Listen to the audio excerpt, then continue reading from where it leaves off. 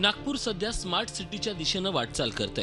मात्र सध्या शहरातल्या रस्त्याची अवस्था पाहता नागपूर स्मार्ट होणार तरी कसं असा प्रश्न सर्वसामान्यांना पडलाय। नागपूरमध्ये सिमेंटचे रस्ते बांधण्याचं काम महानगरपालिकेने हाती घेतले। त्याकडे सर्व अधिकारी पदाधिकारी यांचं सातत्याने लक्ष असतं। मात्र रोज नागपूरकर ज्या रस्त्यावरून ये जा करतात त्या रस्त्याची अवस्था पाहता या लोकांना त्याच्याशी काही देणं घेणं नाहीये असंच वाटतंय। नागपूरमधील हिंगणाटी पॉइंट ते पारडी चौक, सावरकर नगर चौक ते बजाज नगर चौक, ग्रेट नाग रोड या मुख्य रस्त्याची अक्षरशः चाळण झाली आहे। त्याचा सर्वात जास्त फटका हा दुचाकीस्वारांना बसतोय। पावसाचे दिवस असल्याने ही समस्या आता लोकांच्या जीवावर उठली आहे। हे रस्ते ठीक करण्यासाठी या पावसाळ्याच्या आधीच मागण्या आणि निवेदनही देण्यात आलं होतं। मात्र त्याकडे महानगरपालिका आणि नागपूर सुधार प्रन्यासनं सातत्यानं दुर्लक्ष केलंय।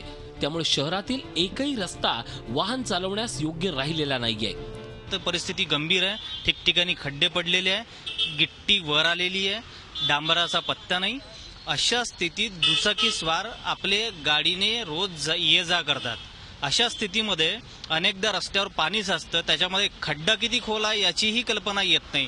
त्याच्यामुळे अपघाताचं जे प्रमाण आहे ते सुद्धा वाढलेलं आहे। एकीकडे रस्त्यावर खड्डे असून दुसरीकडे रस्त्याची खडी बाहेर आल्यानं दुचाकी घसरून अपघात होण्याच्या घटनांमध्ये वाढ झाली आहे। पावसाचं पाणी खड्ड्यामध्ये साचून राहत असल्यानं खड्ड्याचा अंदाज येत नाही। याचा त्रास लोकांना सहन करावा लागत असून त्यामुळेच मानेचे आणि पाठदुखीचे आजार बळावल्याचं स्थानिक नागरिकांचं म्हणणं आहे।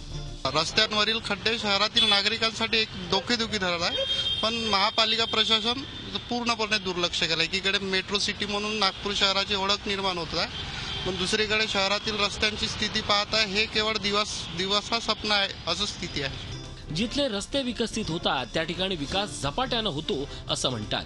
अशातच मुख्यमंत्री आणि केंद्रीय मंत्र्यांच्या शहराच्या रस्त्याची ही दैना का याचं उत्तर मग आहे तरी कुणाकडे? Akhilesh Shalve, Zee media, Nagpur.